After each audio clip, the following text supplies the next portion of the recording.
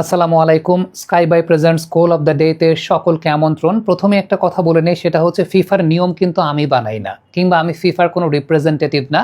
ফিফার যে এক্সিস্টিং নিয়ম রয়েছে এবং প্রত্যেকটা ঘটনা ঘটার পর ফিফা যে এক্সপ্লেনেশনটা দেয় তাদের নিয়ম অনুযায়ী, আমি সেই নিয়মটা আপনাদের সামনে তুলে ধরার চেষ্টা করি। এই জায়গায় আমার কোনো ব্যক্তিগত মতামতের জায়গা নাই। তবে সেনেগাল এবং বেলজিয়ামের ম্যাচের এই ঘটনাটা, অর্থাৎ শেষ মুহূর্তে যে পেনাল্টিতে অ্যাওয়ার্ড করা হয়েছে বেলজিয়ামকে, আমি প্রথমে সেই নিয়মটা আপনাদেরকে জানাবো যে কোন নিয়মের উপর বেস করে সেটা পেনাল্টি দেওয়া হয়েছে। তারপরে সেটা নিয়ে আমার ছোট্ট একটা ব্যক্তিগত মতামতের জায়গাটা আমি দেবো, যে আমার কাছে ব্যক্তিগতভাবে আসলে কি মনে হয় বা আমি কেন এই রুলটার উপর একটু দ্বিমত পোষণ করি। প্রথমত এক্সিস্টিং রুলে যে বিষয়টা আছে, সেখানে ঘটনাটা যদি আপনি একটু পর্যবেক্ষণ করে দেখেন, তাহলে ডিফেন্ডার যিনি ছিলেন তিনি আসলে বলে চার্জ করতে চেয়েছিলেন, কিন্তু বলে চার্জ করতে চেয়ে অ্যাক্সিডেন্টালি আলটিমেটলি অ্যাটাকারের পায়ে তিনি চার্জ করে ফেলেছেন। এবং এই জায়গাটাতে আলটিমেটলি ফিফার আইএফএবির ল অনুযায়ী কেয়ারলেস ফাউলের আওতায় এই বিষয়টাই পড়ে।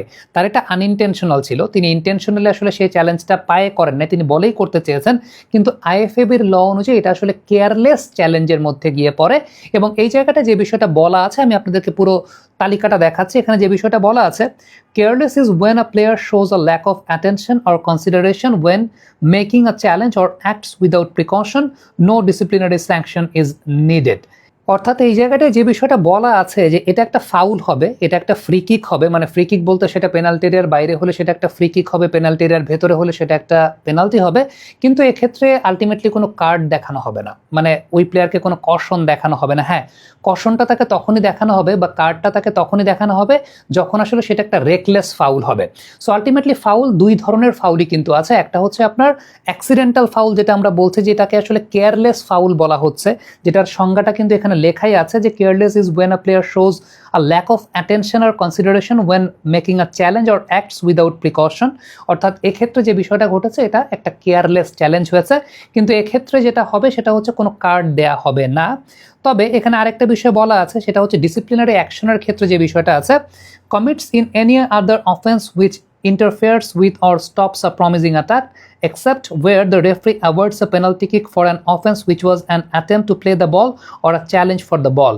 অর্থাৎ ওই যে বিষয়টা আমি আসলে আপনাদেরকে বলছিলাম যে এই জায়গাটাতে এটা তো রেকলেস ম্যানারের কোনো ফাউল ছিল না, এটা কেয়ারলেস ম্যানারের ফাউল ছিল, যে কারণে কোনো কার্ড দেওয়া হয় নাই, বাট এই জায়গাটায় পেনাল্টিটা অ্যাওয়ার্ড করা হয়েছে। সো নিয়মটা আসলে এই জায়গাটা, এবং এই নিয়মের উপর বেস করে বেলজিয়াম পেনাল্টিটা পেয়েছে।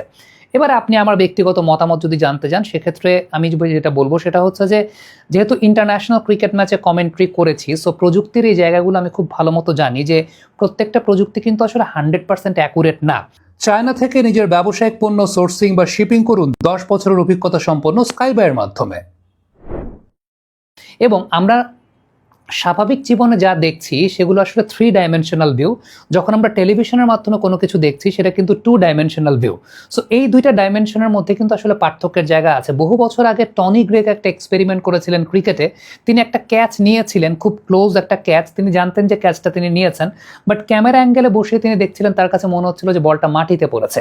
এরপরে কিন্তু ক্রিকেটে সফট সিগন্যালের আবির্ভাব হয়েছিল, যে আসলে মাঠে আম্পায়ার যা দেখছেন সেটাকে প্রায়োরিটাইজ করা বা সেটাকে প্রায়োরিটি দেওয়া, এবং সে অনুযায়ী সফট সিগন্যালের উপর বেস করে যখন থার্ড আম্পায়ার কোনো কনক্লুসিভ এভিডেন্স 100% না পাচ্ছে, তখন অনফিল্ড আম্পায়ারের যে সফট সিগন্যাল, সে সফট সিগন্যালের উপর যেত।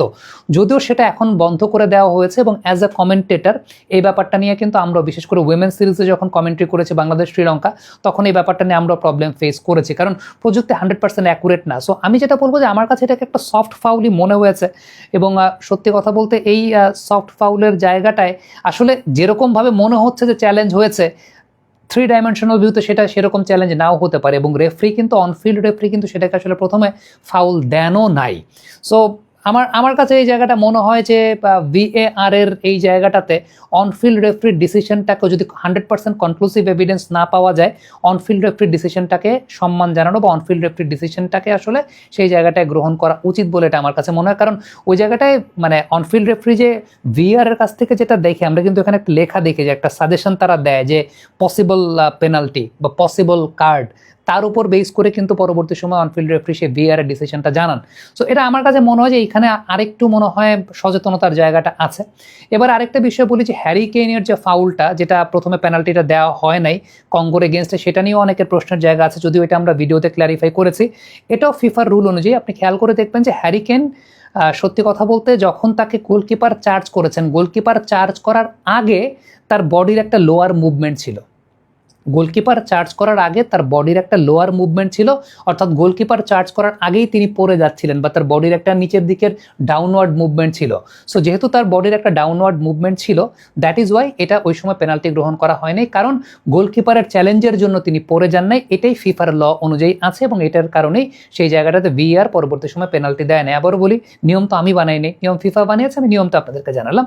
আর হ্যান্ডবলের যে ইস্যুটা ছিল কঙ্গো ম্যাচে, সেই হ্যান্ডবলের ইস্যুটা তো খেয়াল করে দেখবেন আসলে যে জায়গাটাতে হ্যান্ডবলটা, যেভাবে হ্যান্ডবলটা হয়েছে, যেটা বলা আছে যে কোনো একজন প্লেয়ারের যদি ন্যাচারাল মুভমেন্টের সময় বল হাতে লাগে সেটা হ্যান্ডবল হয় না। ব্রাজিল ক্রোয়েশিয়া ম্যাচে কিন্তু 22 বিশ্বকাপে এরকম একটা ঘটনা ঘটেছিল যে একজন প্লেয়ারের ন্যাচারাল মুভমেন্টের কারণে, মানে সাপোজ আপনি লাভ দিচ্ছেন, নর্মালি একটা মানুষ, একটা বাচ্চা যদি লাভ দেয় তার হাতটা এরকমভাবে উঠবে, বা আপনাকে অপোনেন্ট স্কুইজ করছে, ওই টাইমটা আপনার হাত এরকম হয়ে গেল, যেটা আপনার ইন্টেনশনাল কোনো কিছু না, সেক্ষেত্রে হ্যান্ডবল দেওয়া হয় না। এটা আইএফএবি বা ফিফার রুলস অনুযায়ী তেমনটা হয়। তবে এখানে অনেক অ্যাডভান্টেজ নেওয়ার চেষ্টা করেন যে হয়তো বা ইন্টেনশনালি কাজটা করেছেন, হাতটা দিয়েছেন, কিন্তু তিনি বলার চেষ্টা করেন যে না, এটা একটা ন্যাচারাল মুভমেন্ট ছিল। সো অনেক ব্যাপারই আছে, বাট আমরা অনফিল্ডের তরফ থেকে আসলে ব্যক্তিগত কোনো মতামত না দিয়ে আমরা আইএফএবির লটা আপনাদের সামনে তুলে ধরার চেষ্টা করি।